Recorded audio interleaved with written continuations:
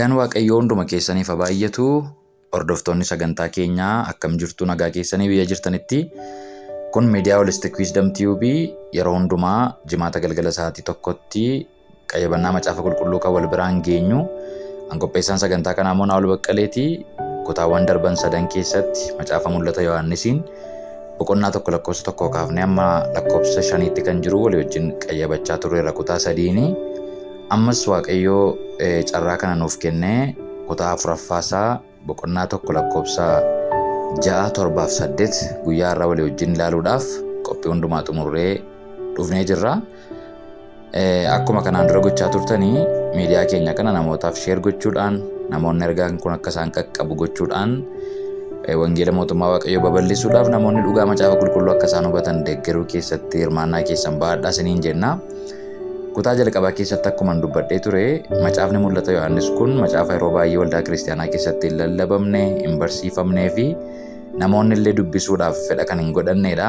Sababni isaa macaafni kun amala isaa keessatti apookaliptikii waan ta'eef macaafa dhokataa, macaafa namaa galuu hin dandeenye godhanii yaaduurraa kan ka'e ta'uu danda'a. Garuu dhugaan macaafa qulqulluu kana keessa jiru akkuma macaafa qulqulluu keenya kan biroo warra 65 dubbifamuu, hubatamuu, bira ga'amuu, barsiifamuuf baratamuu kan danda'u waan ta'eef carraa kana fayyadamnee macaafa kana yaada isaa gurguddaa kutaawwan hundumaa, paaseejii hundumaa keessa deemnee walii wajjin kan ilaallu ta'a. Kutaa baay'ee fudhachuu danda'a. Suuta jennee amma Waaqayyo nu gargaaree tokko tokkoon walii wajjin hin qoqqoonnee exegetically wordii hundumaaf value laannee walii wajjin qayyabachaa kan deemnu ta'a jechuudha. Gooftaan hunduma keessaa na eebbisu. Har'a mul'ata Yohaannis boqonnaa 1 lakkoofsa 6-8tti kan jiru dubbifachuudhaan barumsa keenya guyyaa har'aatti fufna. Hundumti keessan warri sagalee kana dhaggeeffattan boqonnaa 1 lakkoofsa 6-8 baafadhaa. Akkas jedha. Isa mootummaadhaaf Waaqayyo abbaa isaatiif luboota akka taanu nu godhate sanaaf ulfinniif aangoon baraa hamma bara baraatti haa ta'u. Ameen. Kunoo inni duumessaa wajjin dhufuuf jira. Iji hundinuus isa ilaaluuf jiru. Warri isa waraananis immoo isa arguuf jiru. Gosi nama lafarraa hundinuus isaaf in wawwaatu. Eeyyee akkasuma in ta'a. Waaqayyo gooftichi inni jiru, inni ture, inni dhufuuf jiru, inni hundumaa danda'u, ani alfaadha, oomeegaadhas jedha. Kana jechuun ani isa duraatii, isa booddeetis jechuudha. Ameen. Inni biraakeetii keessatti kana jechuun jedhe jalqabu kun tarii nan shakkaa original manuscript irra yookaan afaan Giriikiidhaan isa jalqaba barreeffame irra jiraachuu dhiisuu danda'a. Yeroo baay'ee macaafa qulqulluu keenya biratti emphasis laachuudhaaf akkasuma immoo ibsa dabalataa laachuudhaaf biraakeetii keessatti barreeffama itaalikiidhaan kan barreeffame hunda yoo jechuu baanne iddoo baay'eetti isa original manuscript irra hin jirredha. Nan shakka kutaan kun illee Giriikii isaarra yoo ilaaluu baadhe illee waan jiru natti hin fakkaatu sin cheeggachuu dandeessu. Kana jechuun ani isa duraati isa booddeeti jechuudha isa jedhu kana isin ilaaluu dandeessu. Egaa kutaan kun wantoota gurguddaa 2 kan dubbatuu fi iddoo gurguddaa 2tti qoonnee ilaaluu kan dandeenyudha. Inni jalqabaa lakkoofsa 6 irratti wanti nuun argannu wanta amantoonni ittiin ibsaman wantoota gurguddaa 2 kaasaa. Achii booddee lakkoofsa 7 irratti immoo waa'ee deebi'ee dhufuu Yesuus Kiristoosii wal qabsiisee barsiisa. Keessumatti lakkoofsa 6 irra isa jiru kana waan gurguddaa 2 ittiin amantoota wal bira qabee kaasu afaan Oromoon isaa kun baay'inaan bifa ifaa ta'een hin kaa'u. Isa mootummaadhaaf Waaqayyo abbaa isaatiif luboota akka taanu nu godhate sanaa fi ulfinni fi aangoon bara baraan haa ta'u jedha. Hiikkaawwan biroo hundumaa yoo ilaaltan garuu isa mootummaa nu godhee fi isa luboota nu godhe. Kingdom and the priests jedha. Hiikaan baay'een immoo kingdom of priests jedha. Mootummaa luboota isa nu godhe isaaf ulfinna ta'u jedha. Waaqayyo abbaadhaaf kingdom of priests mootummaa luboota isa nu godhe isaaf galanna ta'u. Jechi kun baay'ee garaagarummaa qaba. Isa mootummaadhaaf Waaqayyo abbaa isaatiif gaafa jedhu tokko mootummaadhaaf luba nu godhe, lammataa immoo Waaqayyo abbaa isaatiif luba nu godheedha. Kunis hin deemsisa. Garuu translationii baay'ee olaaltanii mootummaa lubootaa isa nu godhe. Kingdom of priests. Ingiliffa isaa baafannee walii wajjiniin dubbifachuu dandeenya. Revelation chapter 1 lakkoofsa 6 irra jiranatti fakkaata. Akkas jedha. And he has made us to be a kingdom and a priests to serve his God and the Father. To him be glory and the power forever and ever. Kun NIV dha. Kingdom and the priests jedha. Mootummaadhaaf luboota. Eenyuuf akka taanu?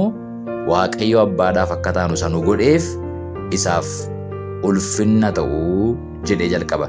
Kingdom and the priests. Wantoota garaagaraa lama jedhee akkasitti lafa kaa'e. NIV'n translationii versionii baay'ee jira waan ta'eef versionii garaagaraa yoo dubbifattan inni kaan Kingdom of Priests jedha.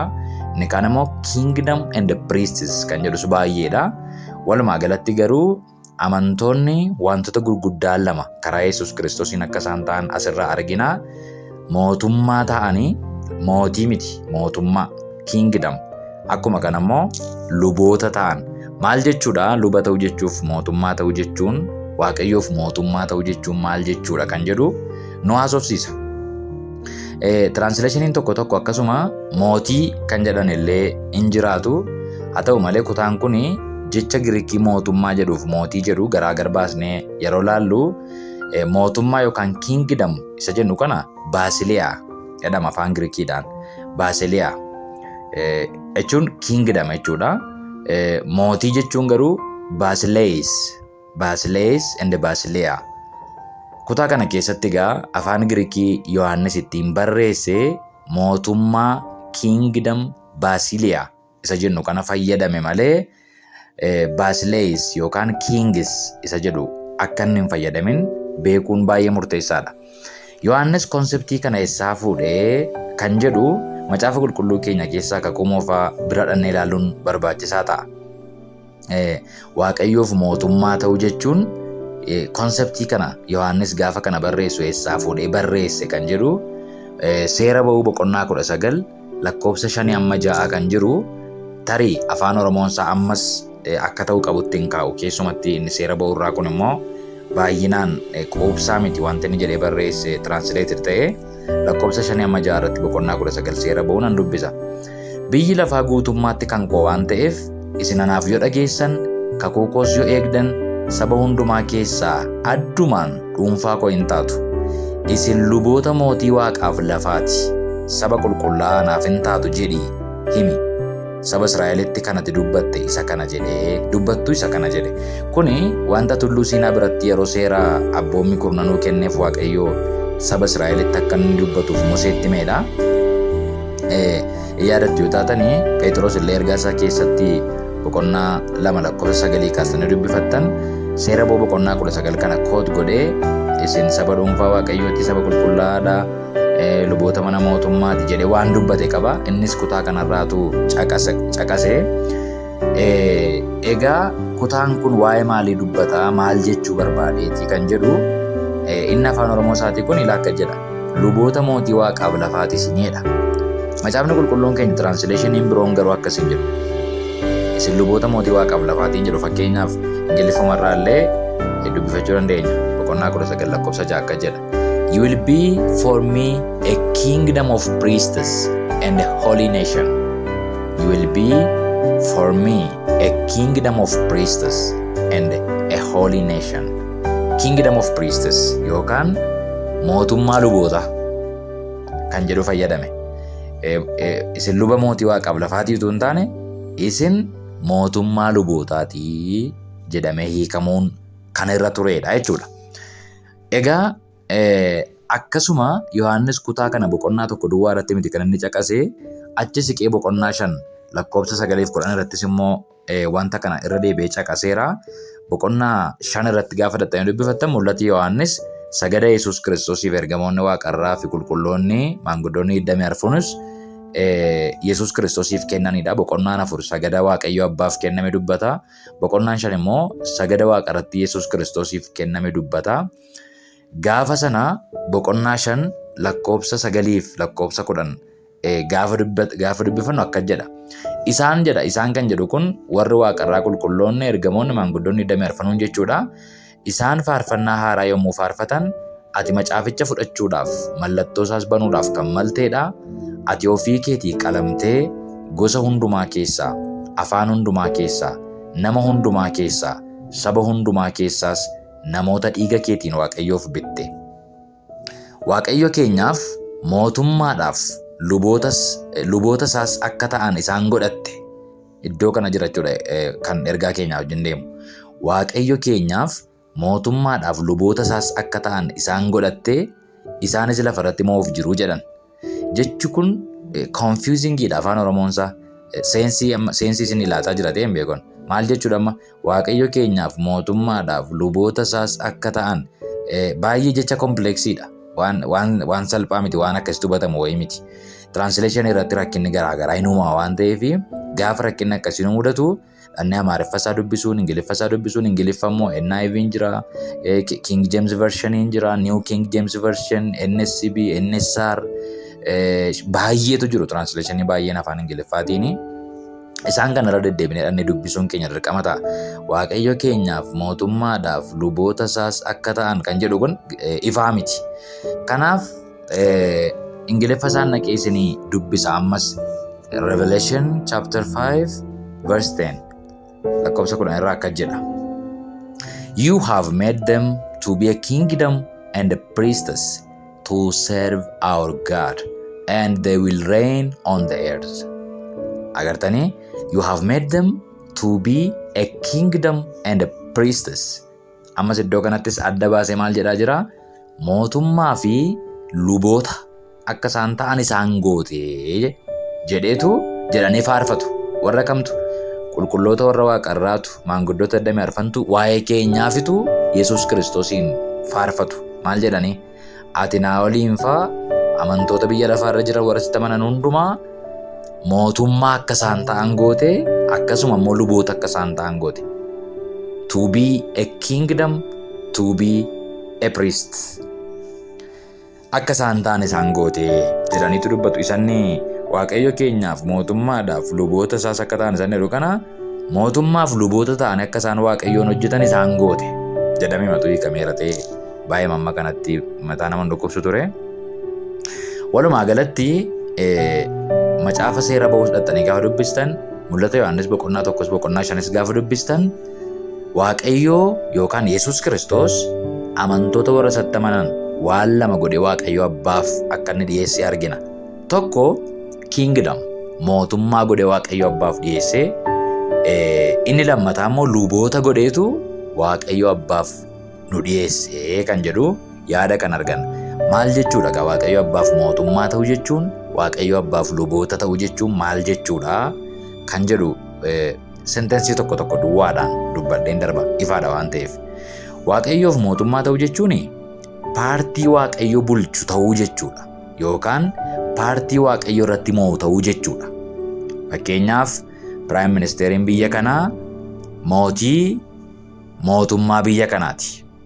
Ammatu fakkeenyaaf mootummaa badhaadhinaa biyya kana keessa kan jiru, mootummaan badhaadhinaan jirutu ta'ee namni Prime Ministerii ta'e yookaan hoogganaa paartii ta'e namni Oromiyaa irra ta'u, Amaara Kililii irra ta'u, akka waliigalaatti ta'u, namni mootii ofiin jedhu, namni bulchaa biyya liidarii biyya kanaati namni ofiin jedhu, namni qophaa liidarii hin ta'u jechuudha. Maal jiraachuu qaba? Mootummaan jiraachuu qaba. Mootummaa irrattidha kan inni moo'u jechuudha. Mootummaa irrattitu mootii ta'a jechuudha mootiin tokko. Kanaaf kiingdamii Waaqayyoof ta'uu jechuun maal jechuudha? Waaqayyo kiingii keenya ta'ee nummoo kiingdamii taaneetu kan Waaqayyo irratti bulchu, kan Waaqayyo irratti moo'u, kan Waaqayyo hoogganu, kan Waaqayyo aboo irratti qabaatu ta'uu jechuudha. Waaqayyoof kiingdamii ta'uu jechuun Waaqayyo irratti moo'u jechuu miti. Lafa Waaqayyo irratti moo'u ta'uu jechuudha. Kiingdamii Waaqayyoo ta'uu jechuudha. Qomoo Waaqayyo irratti moo'u ta'uu jechuudha. Iddoo Waaqayyo hoogganu, saba Waaqayyo hoogganu Waaqayyoof ta'uu jechuudha. Kiingdamii ta'uu jechuun isa kanadha. Waaqayyoof mootummaa ta'uu, paartii Waaqayyo bulchu ta'uudha. Inni kan biraan Waaqayyoof luboota ta'uu jechuun maal jechuudha?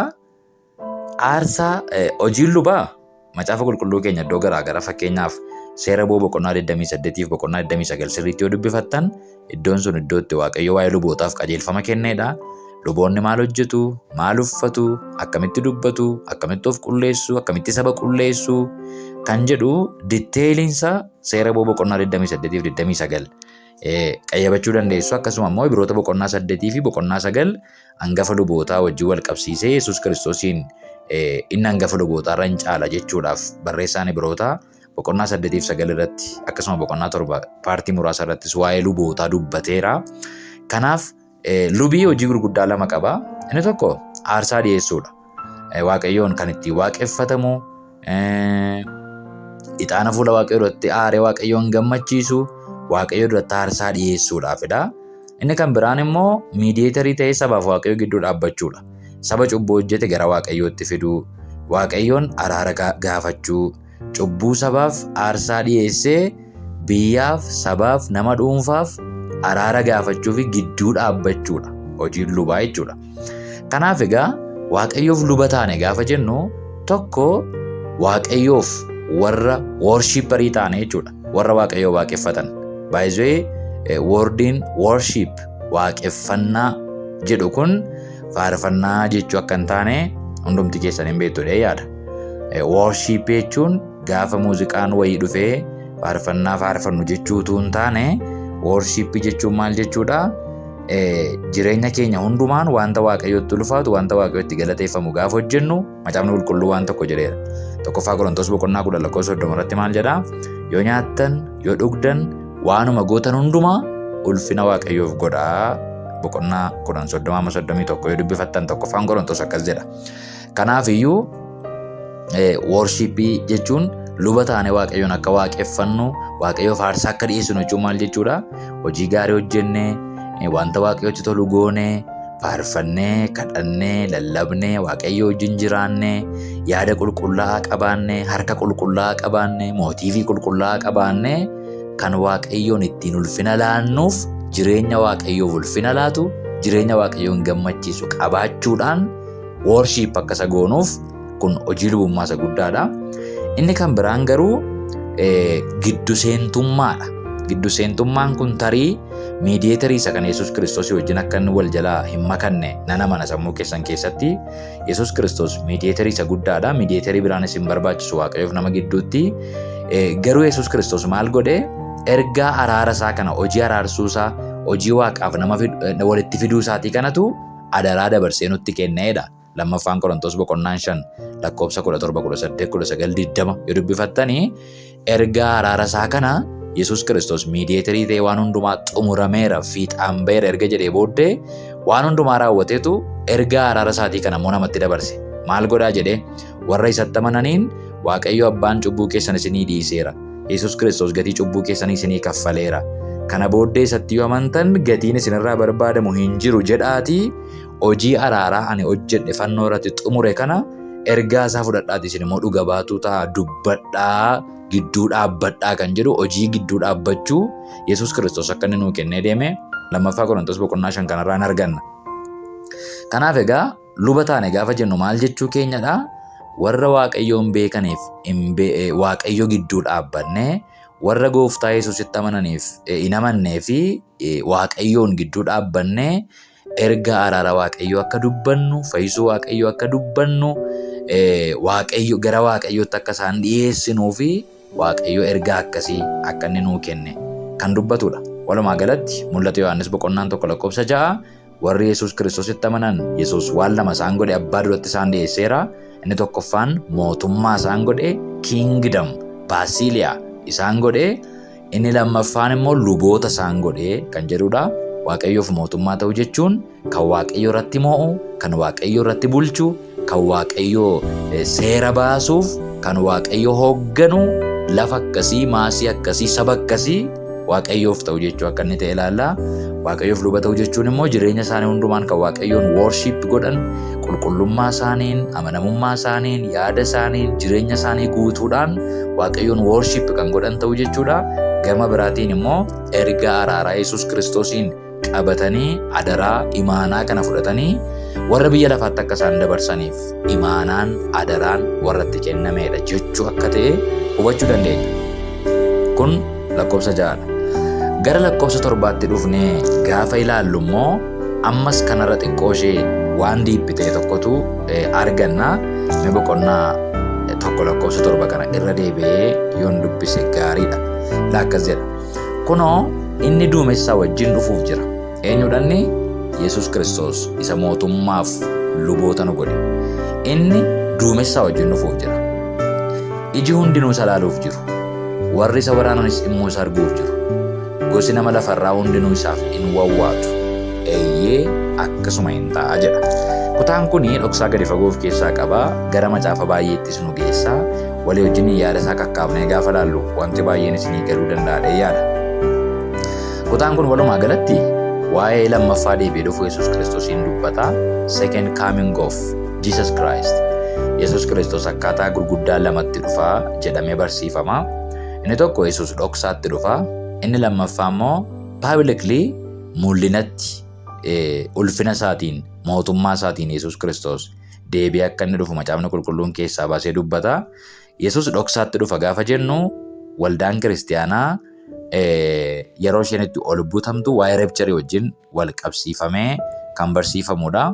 Booddee macaafni kun waa'ee gidiraa waggaa 7 fi waa'ee ol butamuu waldaa kiristiyaanaa waan dubbatuuf iddoo tokko tokkotti yaadota baay'eetu jira dhugaa dubbachuudhaaf booddee isaanii wajjin ilaalla. Tokko tokko ol butamuu waldaan kiristiyaanaa gidiraa waggaa 7 dura kan jedhamu jira. Pre-millennialism isa jennu akkuma kana immoo lakkii waldaan kiristiyaanaa gidiraa waggaa 7 walakkaan isaa xumuramee waggaa 3 walakkaa irratti gaafa Kiristoos inni sobaa sun ifatti lola jalqabu waggaa 3 walakkaa booddee yookaan walakkeessa isaa irratti butamti kan jedhan jiru. Lakki gidiraa waggaa 7 edda dhumee booddee butamti kan jedhan immoo jiru. Yaadota baay'eetu jira. Evangelikaalii baay'een yaada isaanitti amanan tokko tokko isinii nan kaasa.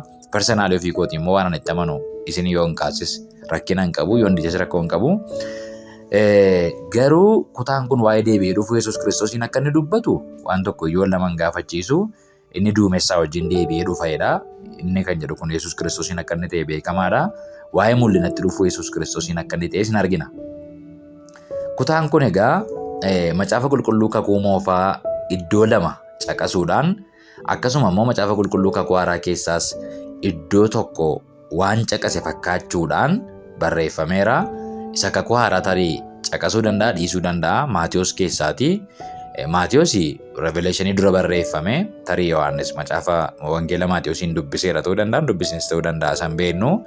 Garuu ergixanyaa taanee wanti nuun beekuu dandeenyu macaafa qulqulluu kakuu moofaa keessaa iddoo 2 sirriitti akka inni dubbisee fi yaada kana gaafa barreessu macaafota kana lamaaniin yaada barreessuu hin hafne jennee hin amannaa jechuudha.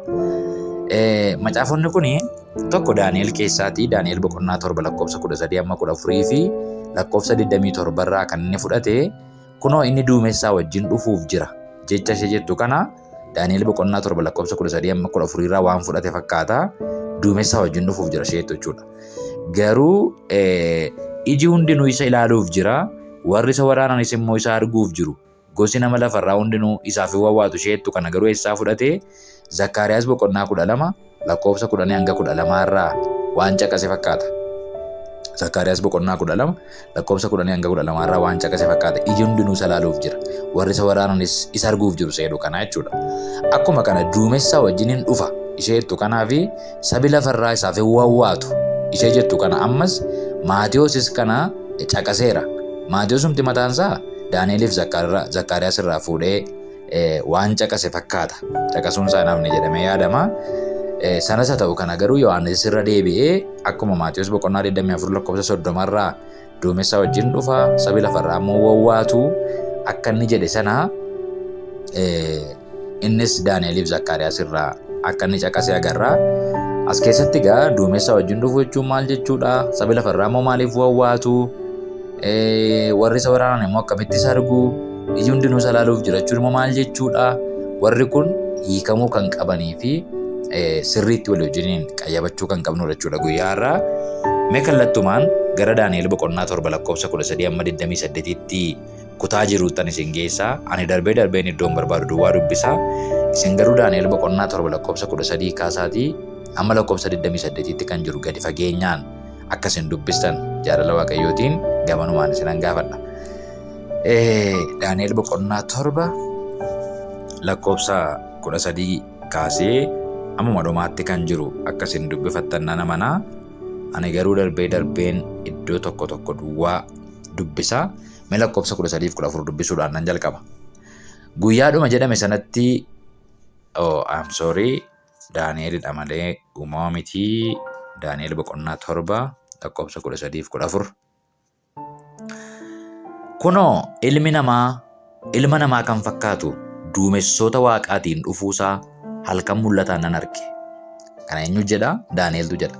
Duumessaan dhufuusaa jedha. Ilma namaa kan fakkaatu duumessoota Waaqaatiin dhufuusaa halkan mul'ataan nan arge.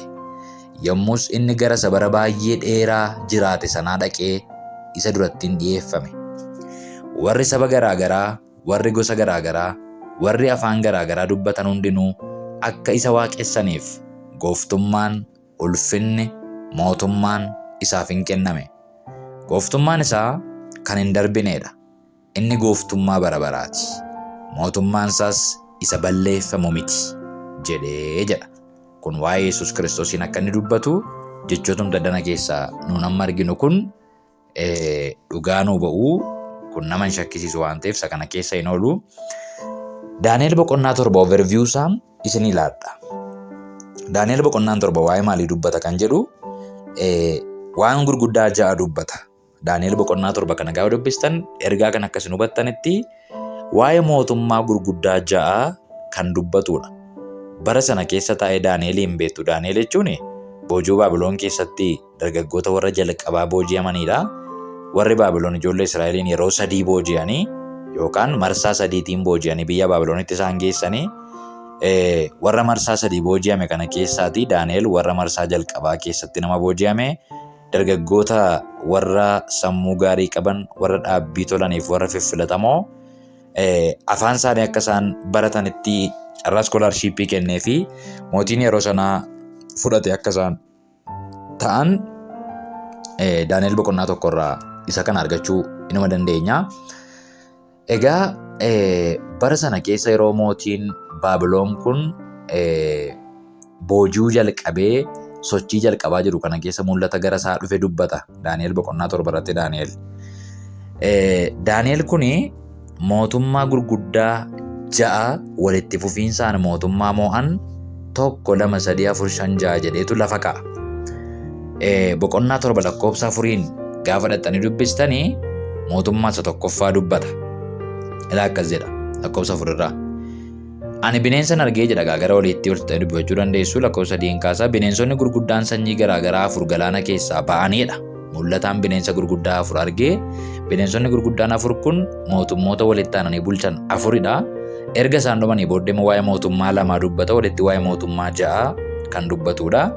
Bineensa 4 inni jalqaba irratti arge kana keessaa bineensi inni duraa jedha lakkoofsa 4 dubbifadhaa. Bineensi inni duraa leenca fakkaataa jedha. Akka joobiraas qochoo qabaa jedha. Qochoo isa jedhu kana kochoo jenna nuuni.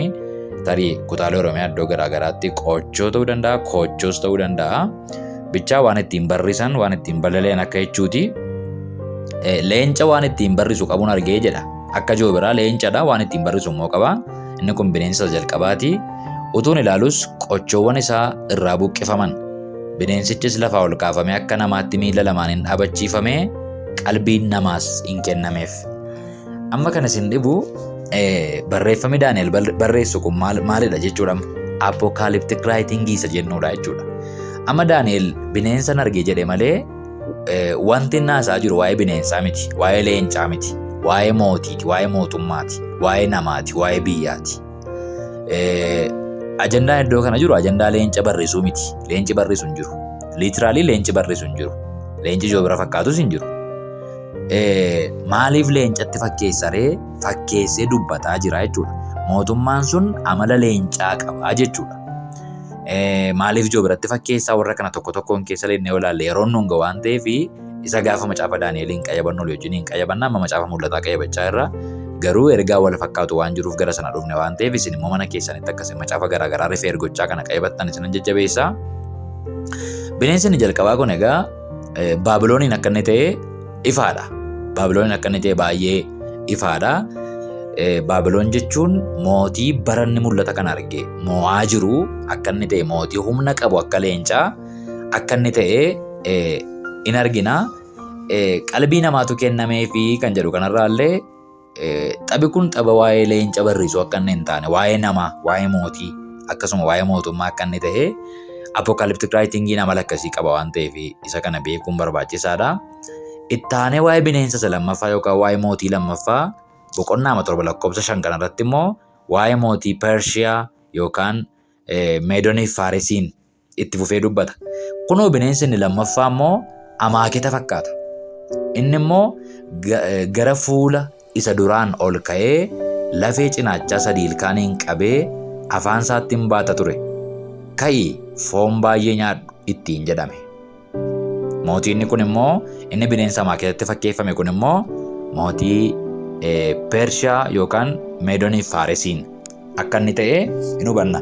Mootii Baabiloonitti aanee mootummaa cimaan biyya lafaa kanarratti moo'ee turee fi macaafa qulqulluu keenya irratti argannu Baabiloonitti aanee Pershiyaadha waan ta'eef jechuudha. Lakkoofsa 6 irratti immoo waa'ee mootummaa sadaffaa dubbata. Kana booddees kunoo bineensa biraa kan qeerransa fakkaatu nan argee bineensichi dugda isaarraa qooccoosaa akka kan allaattii 4 mataa 4 qaba ture. Mootummaanis hin kennameef. Inni kun immoo waa'ee mootummaa Giriikii kan dubbatu ta'uusaa in hubannaa jechuudha. Pershiyaatti aanee kan moo'e mootummaa Giriikiidha waan ta'eef. Afuraffaa irratti lakkoofsa 7 irraa akka jedha. Kana booddees kunoo bineensa afuraffaa halkan mul'ataan nan arge. Inni bineensa sodaachisaa, naasisaa, garmalees jabaa ture. Ilkaan sibiilaa gurguddaas qaba. Bineensichi in nyaate, in caccabse, isa hafe immoo miilla isaatiin irra ejjete. Inni bineensota isa dura turan irraa kan gargar ta'edha. Gaanfa 10 qaba ture. Kun mootummaa Roomaati. Maaliin akka jettaa yoo jettani macaafa qulqulluu kana duwwaatu hin taane waan macaafa qulqulluu kana ibsu koomentarii garaagaraa yoo dubbifattan tokkoon fakkeenya dana keessatti kaafamanii amaaketa malakkamii qaba, leenca malakkamii qaba, qeerransi malakkamii qaba. Amma immoo bineensi afuraffaan mootummaa Roomaa jenne inni sodaachisaan kun immoo malakkamii qaba. Ilkaanni 4 maali? Mataan kun amma kana baay'atu kun maali kan jedhu hundi isaa hiika qaba. Fakkeenyumaaf isinii kaasuudhaaf amma gaanfa 10 qaba ture. Inni jedhu kun mootiin Roomaa mootummaan Roomaa mootii gurguddoota 10 baay'ee rakkisoodha kan jedhaman qabu turan.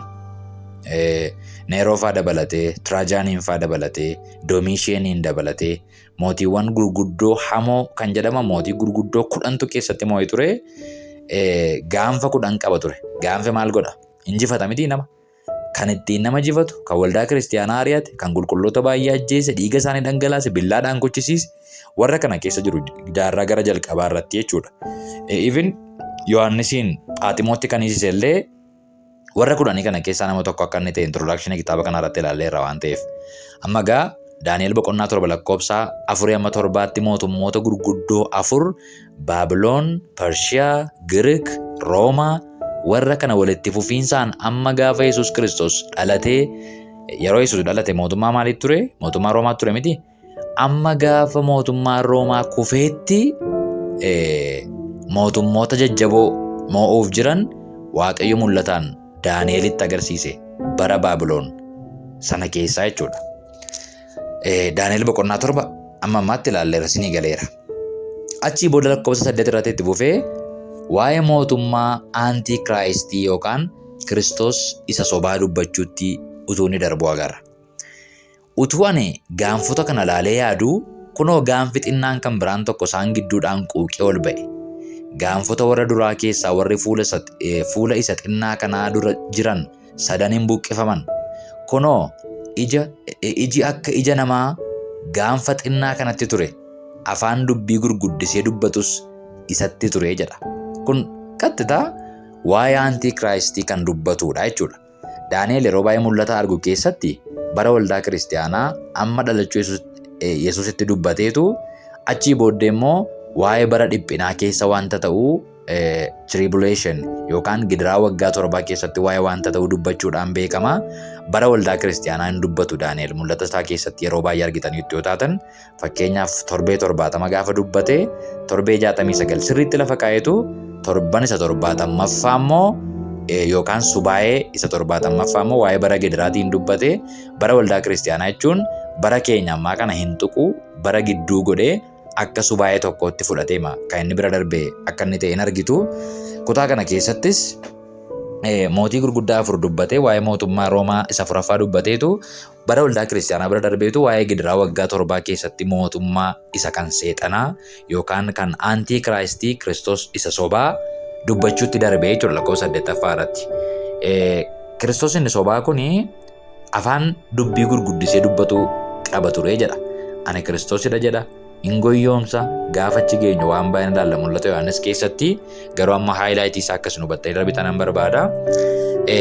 Akkasuma lakkoofsa 8 duwwaa irratti miti kan inni dubbatu 11-12 irratti sammas galsiqee waa'ee bineensa kanaa dubbata yookaan waa'ee baay'ee aantii kiraayistii gaafa jennu bineensa gaanfa 10 yookaan 7 qabu tokko dula gaa dhufa miti namatu dhufa namadha. Xabii kun hundumtuu inni bineensatti fakkeeffames namadha. Inni jawweetti fakkeeffames namadha. Biisti inni jedhame namadha.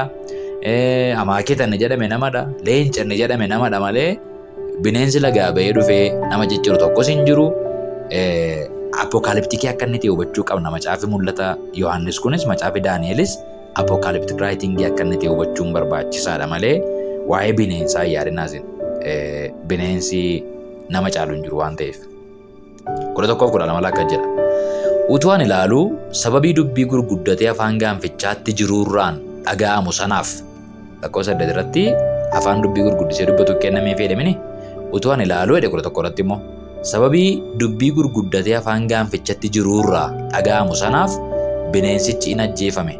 Dhagni isaa babballeeffamee gubamuuf ibiddatti hin kaa'ame. Bineensonni warri hafan immoo mootummaan isaanii isaanirraa hin fudhatame. Ofii isaaniitii garuu yeroodhaaf kutaa baraafis jiraachuun isaaniif hin kenname. Ammas gassiqeen isinii dubbisa 21 kaasee immoo akka jedhama immoo akkas jedha. Utuu ani ilaaluu gaanfi kun warra Waaqayyoof qulqullaa'anitti lola kaasee humnas isaan irratti godhate. Inni bara baay'ee dheeraa jiraate sun yeroo dhufetti warra isa hundumaa gararraa jiruuf qulqullaa'aniif firdiin hin kenname. Yeroon warri Waaqayyoof qulqullaa'anitti mootummicha qabaatan hin ga'e. Egaa inni anatti himu sun bineensi inni 4ffaan immoo mootummaa isa 4ffaa ta'e biyya lafaa irratti argamuuf jiruudha. Inni mootummoota hundumaarraa kan gargar ta'edha. Waa'ee Roomaa haasa'eerama. Guutummaa lafaa illi qimsa gadiin dhidhiita hin caccabsa.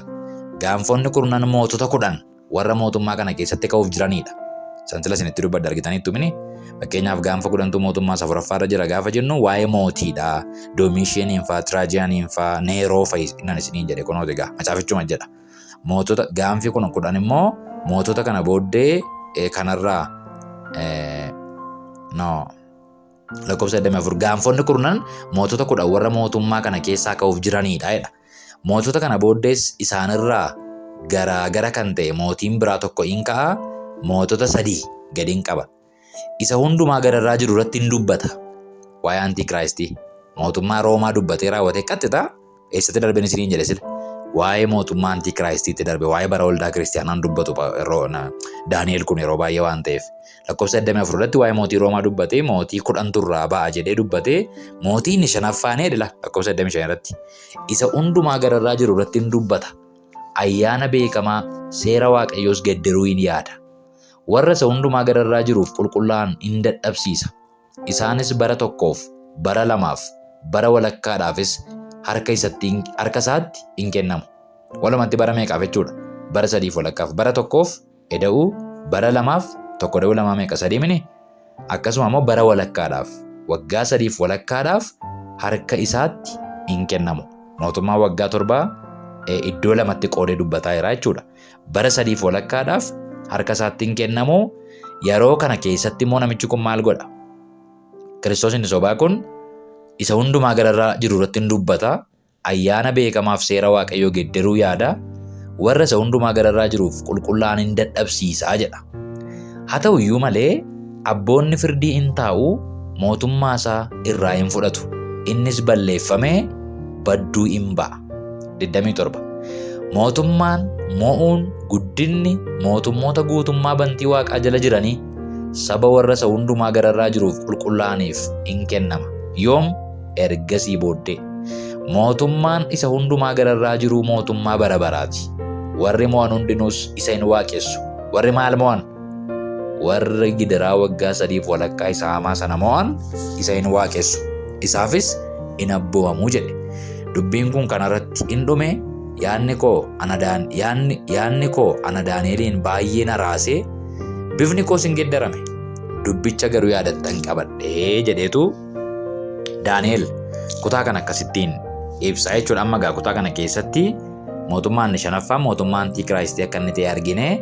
Mootummaan inni 6ffaan garuu mootummaa ilma namaa yookaan mootummaa Yesuus Kiristoosiin isa inni dhufee lafarratti waggaa 1000 moo akka inni ta'e boqonnaa 7 kana lakkoofsa 9 kaastanii amma 14tti yoo dubbifattan sirriitti isinii ifaa ta'a. Mootummaan inni 6ffaan Antiikiraayistii booddee dhufee moo lakkoofsa 9 amma 14tti gaafa dubbifattan mootummaa ilma namaa akka inni ta'ee fi Yesuus Kiristoos liitiraalii dhufee lafarratti moo'uuf akka inni jiru gilcii godhee kan dubbatudha. Meen dubbifanna. Itti fufees mul'ata ani arge keessatti teessonni kaa'amanii inni bara baay'ee dheeraa jiraate tokko teessoo irra taa'ee uffanni isaa adii calaqqisaadha. Rifeensi mataa isaa akka jirbii iddamaa hin addaata. Teessoon isaa akka arraba ibiddaati. Miilli teessoo isaa inni geengoon akka ibidda boba'uuti. Yaa'aan ibiddaa isa duraa ba'ee in yaa'a. Warri 10,000tti lakkaa'aman isaaf hin hojjetu. Warri miliyoonii baay'eetti lakkaa'amanis isa dura hin dhaabatu. Abboonni firdii hin ta'anii caaffattoonni duraan caafamanii jiranis hin banamanii. Utuu ani ilaaluu sababii dubbii gurguddatee afaan gaanfichatti jirurraa dhaga'amu sanaaf bineensichi hin ajjeefame. Dhagni isaa balleeffamee gubamuuf ibiddatti hin kaa'ame. Bineensonni warri hafan immoo mootummaan isaanii isaan irraa hin fudhatame. Ofii isaaniitii garuu yeroodhaaf kutaa baraafis jiraachuun isaaniif hin kenname. Amma gaa waa'een kun yoom ta'a jechuudha? Yeroo Yesuus dhufee mootummaa isaa 6ffaa keessatti ta'a jechuudha. Kunoo ilma namaa kan fakkaatu duumessoota waaqaatiin dhufuusaa halkan mul'ataan nan arge. Yommus inni gara isa bara baay'ee dheeraa jiraate sanaa dhaqee isa duratti hin dhiyeeffame. Warri saba garaagaraa, warri gosa garaagaraa, warri afaan garaagaraa dubbatan hundinuus akka isa waaqessaniif gooftummaan, ulfinni, mootummaan isaaf hin kenname. Gooftummaan isaa kan hin darbineedha. Inni gooftummaa bara baraati. Mootummaan isaas isa balleeffamu miti jedhee. Ameen. Kutaa san jalqabattiin isinii jalqabettan isin deebise jechuudha. Daani'el boqonnaa 7 irratti suutattanii gaafa qayabattan mootummaa gurguddaa 6 argitu. Leencatti isa fakkeeffame mootummaa Baabiloon, Amaakitatti isa fakkeeffame mootummaa Pershiyaa, qeerransatti isa fakkeeffame mootummaa Giriikii, bineensa sodaachisaatti isa fakkeeffame mootummaa Roomaa fi Kiristoos isa sobaa akkasuma immoo Kiristoos isa dhugaa mul'inatti dhufee waggaa 1000 lafarratti moosaa kan mul'isu akka inni ta'etu arganna. Kana gaa duumessaa wajjin dhufaa isa jedhu kana Daani'el irraa yeroo fudhatu barreessaan kuni duumessi cloud inni jennu kun macaafa qulqulluu keenya keessatti argamuu Waaqayyoo fi ulfina Waaqayyoo wajjin kan wal qabatudha. Duumessa kan jedhu kun macaafa qulqulluu keessan iddoo garaagaraatti dubbifattan argamuu Waaqayyoof ulfina Waaqayyoo wajjin wal qabata. Fakkeenyaaf seera ba'uu boqonnaa 13 dhattanii dubbifachuu dandeessu. Akka itti Waaqayyo duumessaan saba isaa geggeesse dubbifachuu dandeessu.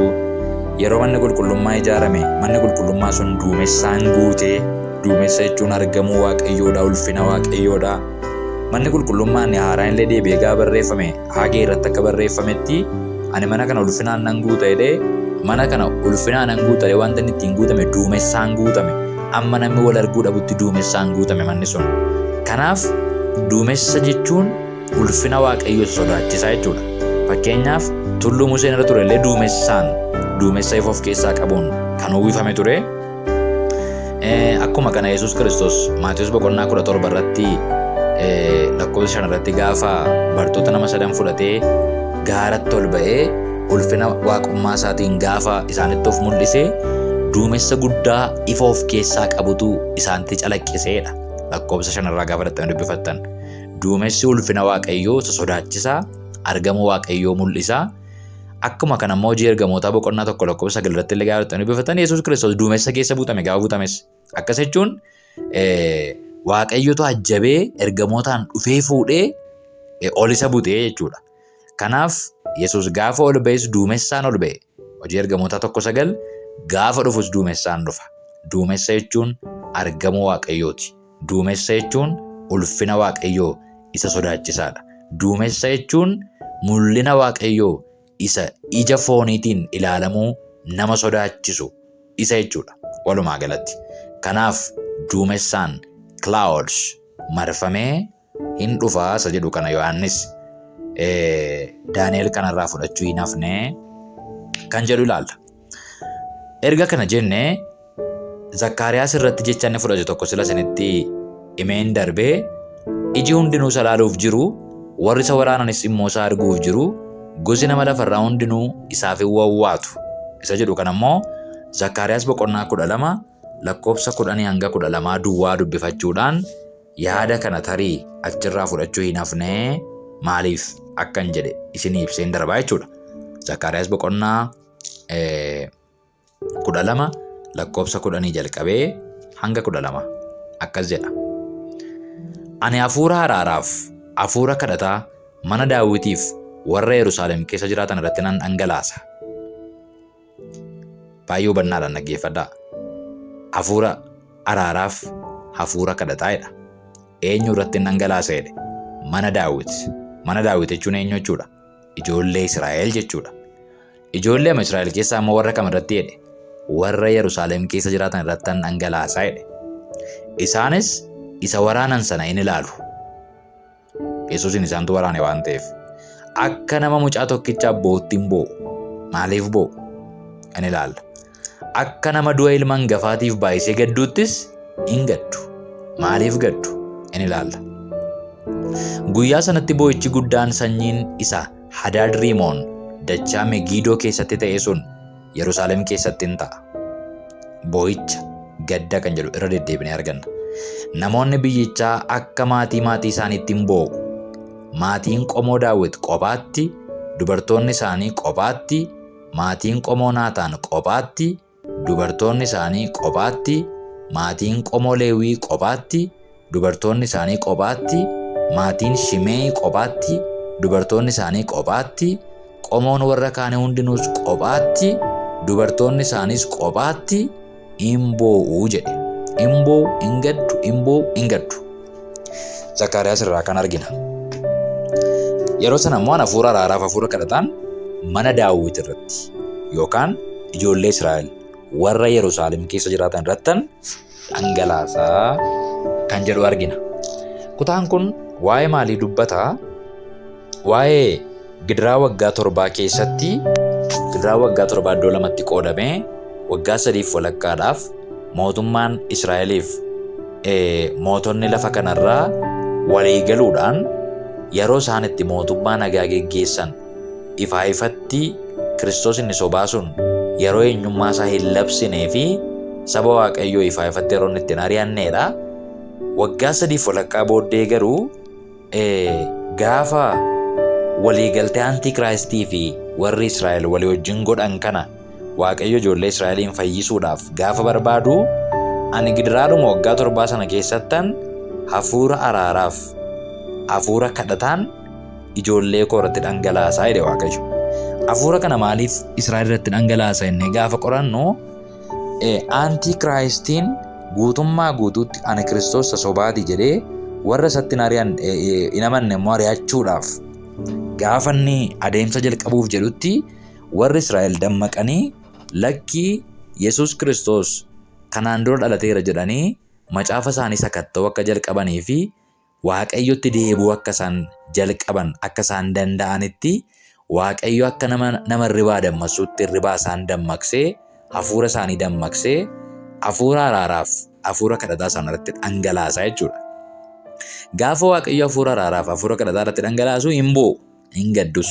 akka qomoo isaaniitti qobaatti boo'u manni Daawit qobaatti, manni Naataan qobaatti, manni Leewii qobaatti, dubartoonni isaanii qobaatti argineerra waan baay'ee dubbifanneera.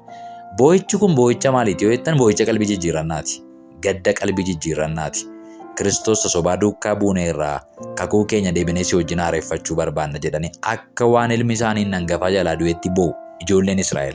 Waaqayyoo kaayyoomti gidiraa waggaa 7 silayyuu ijoollee Israa'eliin gara isaatti deebisuudhaaf wanta Waaqayyo godhu akka inni ta'e gaafa iddoo sana geenyuun ilaalla mul'ata Yohaannis keessatti. Gidiraa waggaa 7 keessatti egaa Waaqayyo karaa inni ittiin ijoollee isaa gara isaatti deebisu yookaan Israa'eliif carraa dabalataa laatu inni guddaan ofiidhuma isaatii hafuura araaraaf hafuura kadhataa irratti dhangalaasuudhaan akka inni ta'e Zakkaariyaas dubbateera raajii isaa keessatti.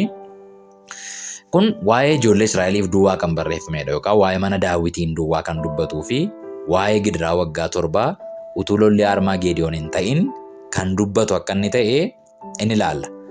Isa kanatu yaada kana fudhateetu Yohaannis immoo isa waa'ee ijoollee Israa'eliif jedhu kana iji nama hundumaa isa arguuf jira jedheen immoo. Ijoollee Israa'el duwwaa miti Yesuus Kiristoos mul'inatti deebi'een dhufa iji nama hundumaa isa arguuf jira dheetu akka tiipoloojiitti kaasaa jira jechuudha.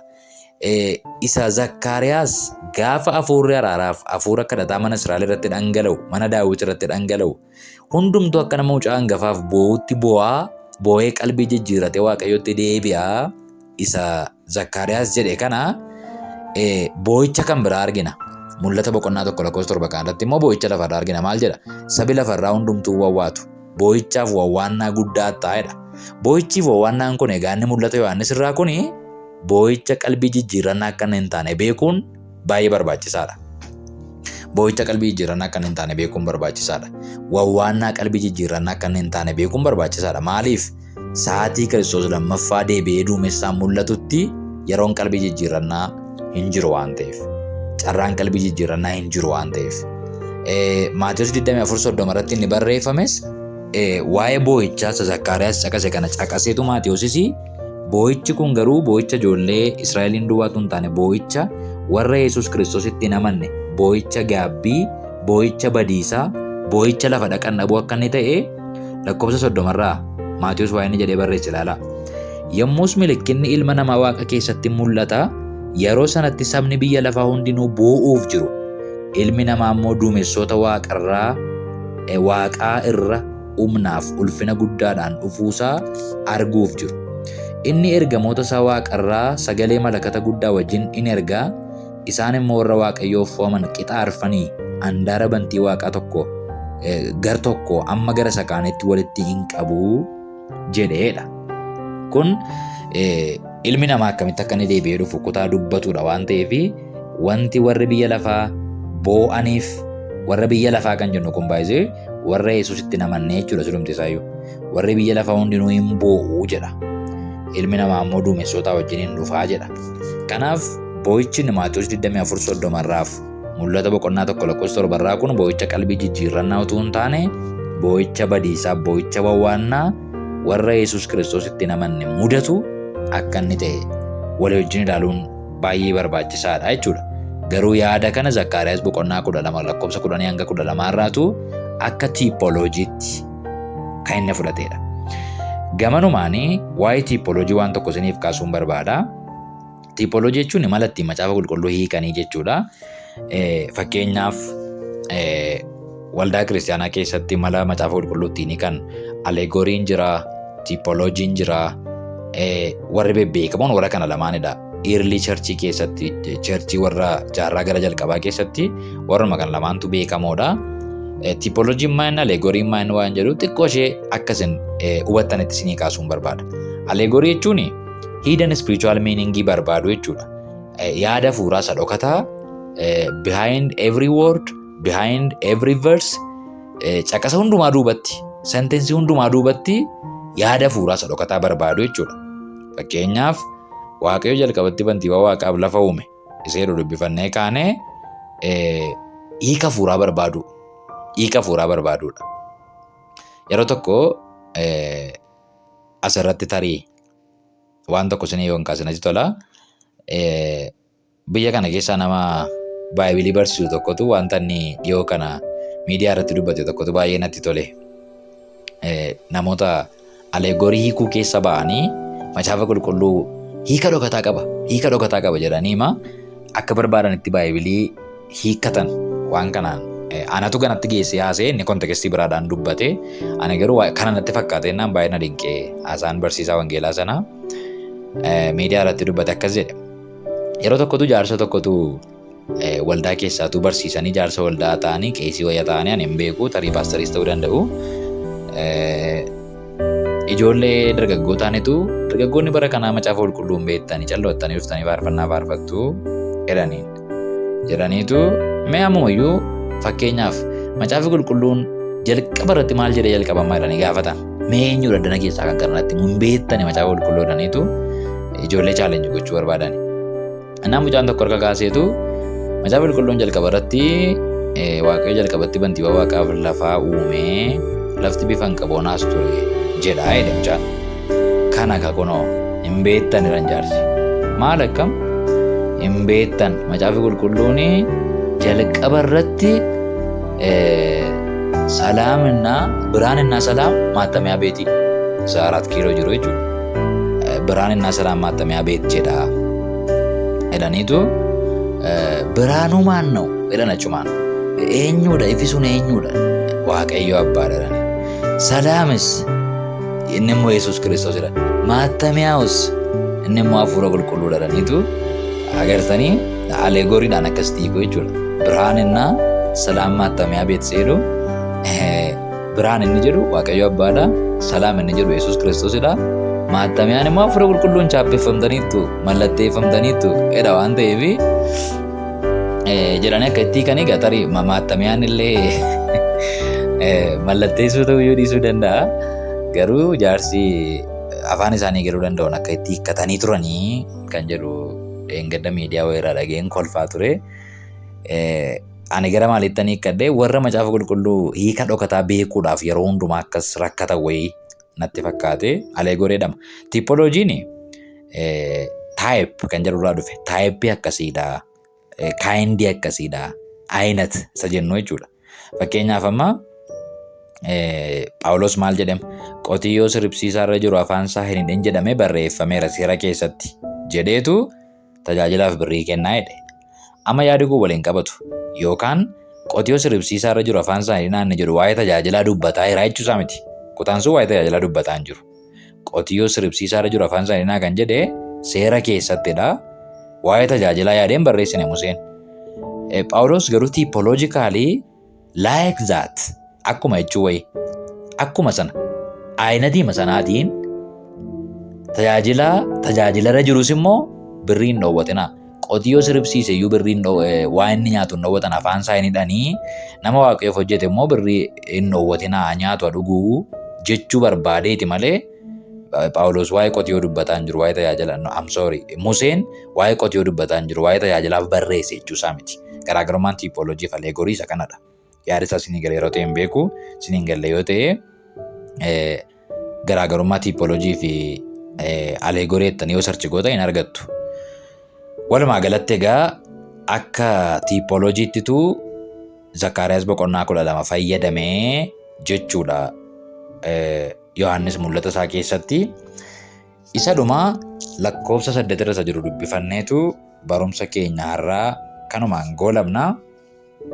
Seera uumamaa macaafa mul'ata Yohaannis boqonnaa 1 lakkoofsa 8ffaa irra kan jiru isa dhumaati. Akka jedha Waaqayyo gooftichi inni jiru inni ture inni dhufuuf jiru inni hundumaa danda'u ani alfaadha oomeegaadhas jedha. Alfaa jechuun isa jalqabaatii oomeegaan immoo isa dhumaatii kan jedhu yaaditti dabalame jira. Alfaan jennu kun jecha Giriikiidha yookaan qubee Giriikiidha. Qubee Giriikii isa jalqabaa akkuma nuun A jennee jalqabnu alfaa jedhanii jalqabu jechuudha. Warri Giriikii immoo akkuma Ingiliffaan E jennee jalqabnu alfaa jedhanii jalqabu. Akkuma nuun Z yookaan Z jennee xumurru immoo oomeegaa jedhanii xumuru jechuudha. Warri Giriikii alfaabeetii isaaniidha kuni. Kanaaf Waaqayyo ani Aadha ani Zaadhas yookaan ani alfaadha ani oomeegaadhas gaafa jedhu an isa jalqabaati ani argama waan hundumaati ani madda waan hundumaati jalqaba waan hundumaa bira anatu jira ofii kooti garuu jalqaban qabachuu isaati. Ani Omeegaadha gaafa jedhu immoo xumurri waan hundumaa anadha bakka. Xumura biyya lafaa keessa anatu jira. Waan hundumaa xumuraan natu ga'a. Ani xumura waan hundumaa ofii kooti garuu xumuraan qabachuu isaati. Waaqayyo ofii isaatii jalqaban qabu. Jalqaba waan hundumaati. Waaqayyo ofii isaatii xumuraan qabu. Xumura waan hundumaatu isadha. Kana jechuu jalqabeetu mul'ata Yohaannis keessatti ani kan jedhu kana jechoonni ittiin of ibsan kun iddoo afuritti arganna. Iddoo lamatti Waaqayyo Abbaatu ittiin of ibse. I am ani jedhee Waaqayyo Abbaan iddoo lamatti of ibseera. Kutaa amma dubbifannu kana keessatti amma Waaqayyo Abbaa jedha kana. Ani isa jalqabaatti isa dhumaati kan jedhu kana Waaqayyo Abbaatu ittiin of ibsa. Boqonnaa 1:8 irraati akkasuma boqonnaa 21:6 irraas Waaqayyo Abbaan of ibseera. Yesuus Kiristoosis I am jedhee of ibseera. Boqonnaa 1 kana 17:18 gaafa geenyuun dubbifannaa I am jedhee ofiisaa ibseera. Dhuma irrattis boqonnaa 22:16 irratti I am jedhee ofiisaa ibseera Yesuus Kiristoosis. Kanaaf egaa walumaa galatti Waaqayyo Abbaan ani Alfaadha, ani Omeegaadhas kan inni ittiin jedhee yaada kanaan akka inni ta'ee walii wajjiniin hubachuu dandeenya. Qayyabannaan keenya ittaanu mul'ata Yohaannis boqonnaa 1:9 irraa kan jalqabu ta'a. Gooftaanis naa eebbisu tarii ariifadhee akkaataa garaagaraatti wanti an dubbadhe yoo jiraate naa barreessuu dandeessu. Koomentii irratti YouTube yookaan irratti naa barreessuu dandeessu. Ergaan kun namoota baay'ee bira akka inni ga'uuf liinkii YouTube kanaatiin namootaaf akkasiin share gootan baay'een isin jajjabeessa. Gooftaanis naa eebbisu. Akkuma yeroo darbes jedhee ture sagalee kan akkasitti akka inni isin bira ga'uuf amma irraatti gara fuulduraattis naa wajjin ta'uudhaaf kan naa wajjin dadhabaa jiru obboleessa koo Eliyaas Asaffaa Waaqayyo isaa eebbisu. Labata advertising and printing kan isaatii as naannoo Buraayyuu naannoo Tsaratsiyoonitti argama. Labataa jedhama maqaan dhaabbata isaatii. Hojii maxxansaa garaagaraa, hojii advertisementii garaagaraa, hojii dijitaalii wal qabatu kamiin illee hojjechiifachuudhaaf baayinarii macaafota garaagaraa maxxansiifachuudhaaf hojii viidiyoo haa ta'u dhimmootuma advertisingiif maxxansaa wal qabatan hundumaaf labata advertising and printing filadhaa. Eliyaas baay'ee nama naamusa qabu, nama waldaa kiristaanaa keessaa tajaajiluudha. Naan illee hojii kanatti isatu na gargaaraa jira. Waaqayyo bara kee tajaajila kee eebbisu eelu. Eebbifama hundumti keessa waan nu dhaggeeffattaniif yeroo gaarii isiniif haa ta'u. Torbanitti macaafa qulqulluu wajjin dabarsitan yeroo gaarii yeroo eebbifamaa qabaadhaa. Ciao.